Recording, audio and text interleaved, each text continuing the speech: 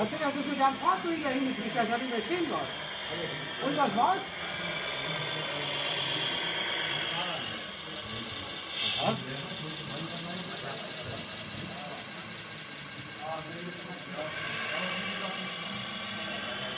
Nee, hier an die Kante musst du ranmachen. Hier, was man hier drin.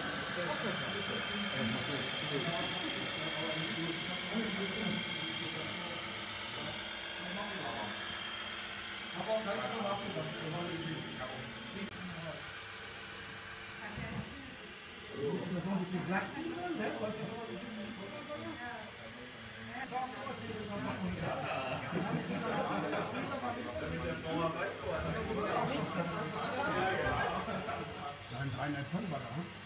Ich denke mal,